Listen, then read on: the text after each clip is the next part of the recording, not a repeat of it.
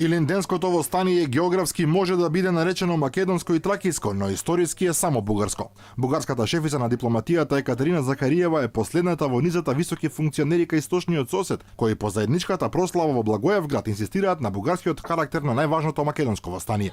Незината изјава е во насока на заштита на бугарскиот премиер Борисов, кој од опозицијската социјалистичка партија беше обвинет дека ги продава бугарските национални интереси, бидејќи наводно му дозволил на македонскиот колега Заев да ги стави во искушение кревките темели на добрососедството со тоа што рекол дека Илинденското восстание е македонско.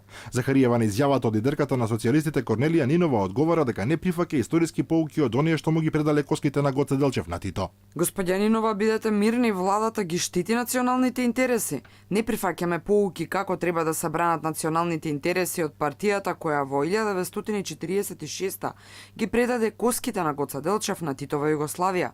Истата партија, држава, насилно го менуваше идентитетот на сопствените граѓани и ги тераше да се изјаснуваат како македонци.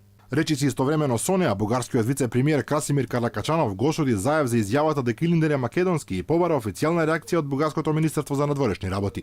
Вели дека разбира оти Заев е напаѓан во сопствената земја поради потпишаниот договор за добрососедство и дека сега се обидувал на таков начин да се излече од критиките, но му порача ако навистина верувал во своите зборови дека восстанието е македонско, тогаш да започне да ја чита историјата. Претходно и бугарскиот претседател Радев изјави дека Илинденското восстание е всушност восстание на бугарскиот народ во Македонија и Одрин. На сите овие изјави од македонска страна за сега нема никаква реакција.